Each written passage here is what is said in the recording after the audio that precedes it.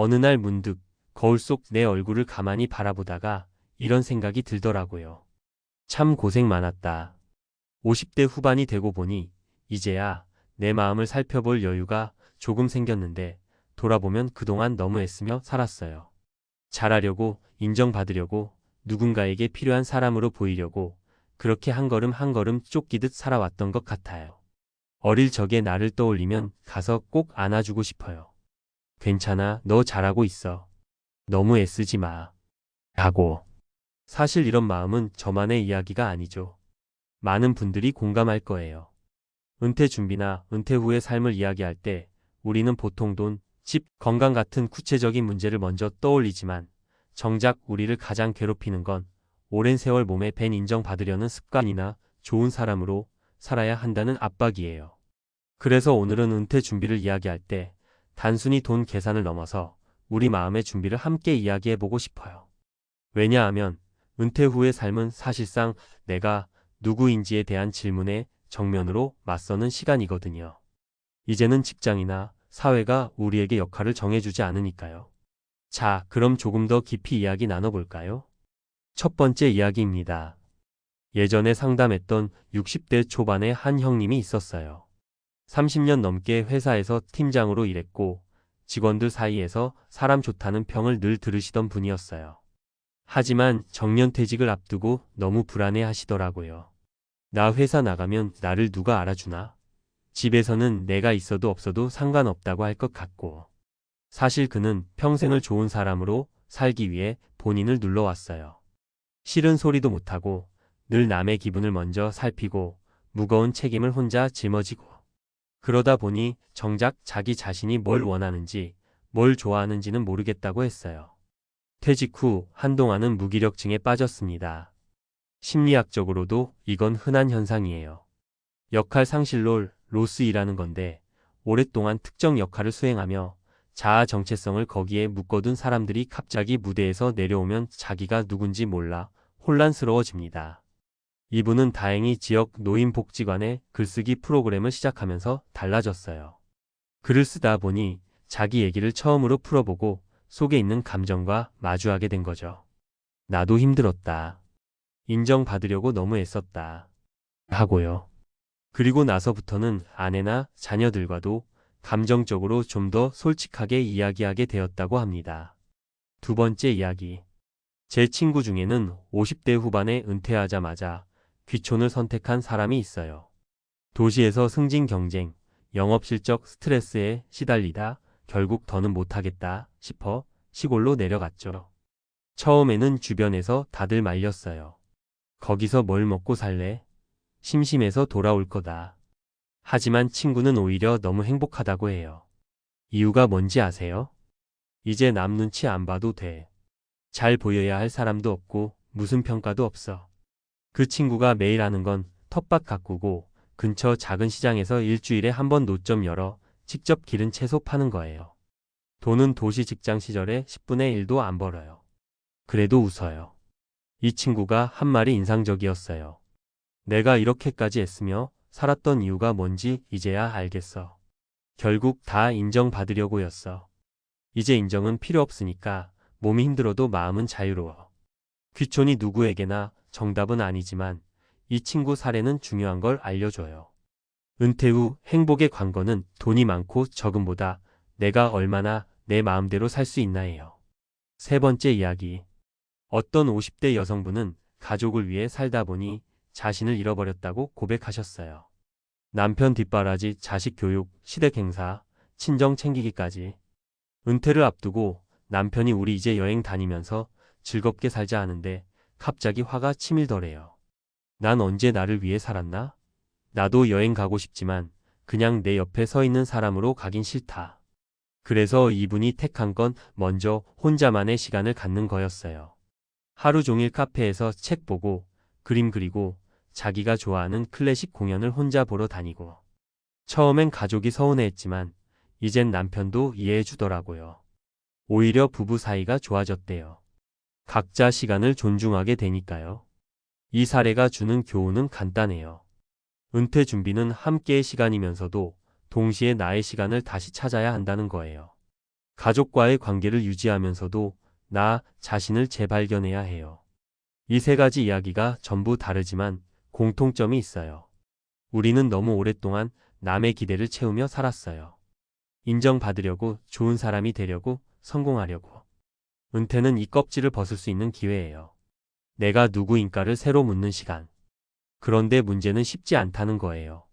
특히 우리가 50대, 60대가 되면 그동안 쌓인 역할 습관이 너무 강해서 쉽게 안 바뀝니다. 그래서 전문가들은 은퇴 준비를 이야기할 때 돈 관리, 건강 관리만큼 중요한 게 심리적 준비라고 강조합니다. 나의 역할 상실에 대해 어떻게 적응할 것인가? 나의 정체성을 어떻게 새롭게 정의할 것인가? 가족 관계에서 내 목소리를 어떻게 낼 것인가? 이건 혼자 생각한다고 되는 게 아니라 작은 실천이 필요해요. 예를 들어 매일 10분이라도 일기 쓰기. 오늘 하루 나를 기쁘게 한 것 하나라도 적어보기. 이런 사소한 습관이 감정 인식을 돕고 내면의 진짜 목소리를 듣게 해줍니다. 또 한 가지는 새로운 사람을 만나보는 거예요. 공통의 취미로 모인 소모임, 봉사활동, 지역 프로그램. 낯설고 귀찮아 보여도 새로운 만남이 내 사고를 바꿔줍니다.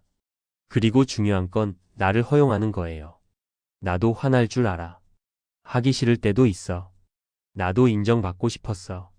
이걸 솔직하게 인정하면 관계도 달라집니다.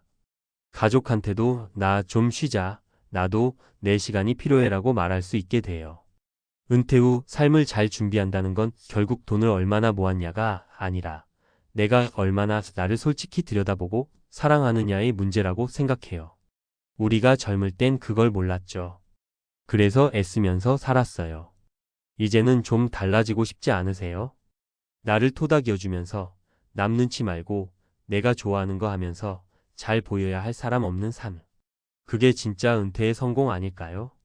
우리 같이 연습해 봅시다. 괜찮아. 지금까지도 잘했어. 이제부터는 나를 위해서 살 거야. 이 말 꼭 스스로에게 해주세요. 오늘부터라도요. 50대 후반쯤 되면 이런 말 많이들 하세요. 왜 이제서야 알았을까? 평생 인정받으려고만 살았다는 걸. 사실 이건 그냥 감상이 아니라 심리학적으로도 아주 흔하고 중요한 주제예요. 전문가들은 이를 사회적 역할 내면화라고 부릅니다. 쉽게 말하면 우리가 어릴 때부터 착해야 한다. 공부 잘해야 한다. 남한테 폐 끼치지 말아야 한다. 같은 기대를 너무 많이 받고 자라서 그게 내 진짜 모습인 줄 착각하게 된다는 거예요. 그러다 보니 내가 뭘 좋아하는지보다 남이 좋아하는 나가 되려고 애쓰는 습관이 자리 잡습니다.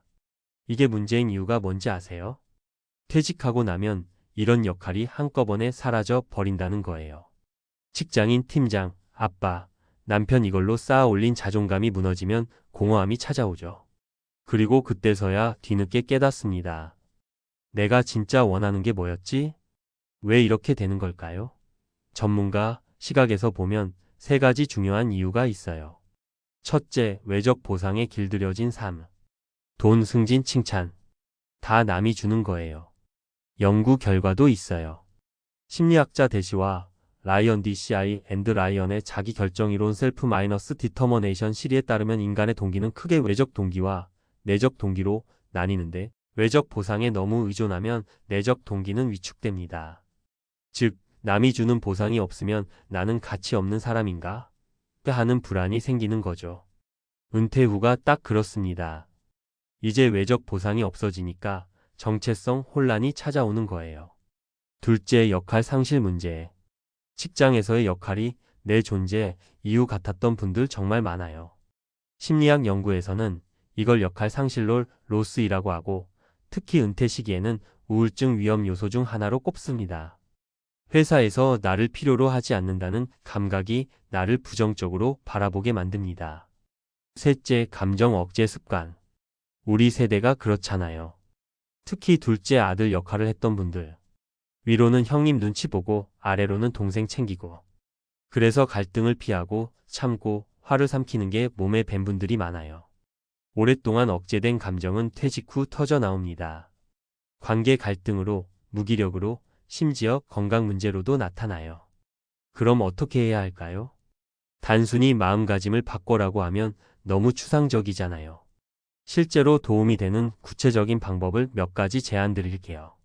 1. 감정 인식 연습하기. 매일 5분만이라도 내가 오늘 어떤 기분이었지? 물어보세요. 종이에 적어보면 좋아요. 오늘 기분 서운함, 피곤함, 뿌듯함. 이 연습은 나를 알아차리는 훈련입니다. 미국 심리치료에서 흔히 쓰는 기법이에요. 감정 라벨링 레이벌링이 불안과 스트레스를 줄인다는 연구도 있거든요. 이 역할 찾기보다 존재하기 연습하기. 은퇴 후에도 새로운 역할을 찾아야 한다는 강박이 생길 수 있어요. 그런데 전문가들은 오히려 존재하기의 가치를 강조합니다.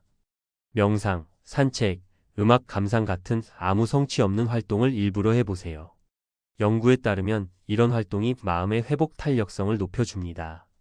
3. 관계 재설계하기. 은퇴 후 갈등이 생기는 이유는 기존의 역할이 깨지기 때문이에요. 부부 관계도 그렇습니다. 전문가들은 새로운 대화법을 제안합니다. 나는 이 시기에 내 시간을 좀 갖고 싶어. 당신 생각은 어때?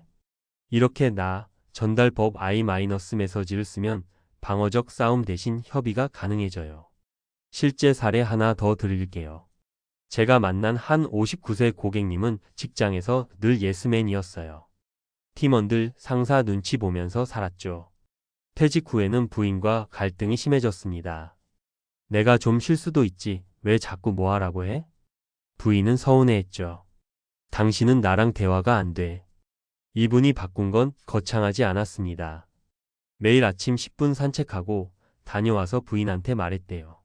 나 오늘은 마음이 좀 답답하네. 근데 괜찮아지고 싶어. 부인이 울었다고 해요. 당신이 이런 얘기 처음 해줘서 고마워. 이게 관계를 살린 겁니다.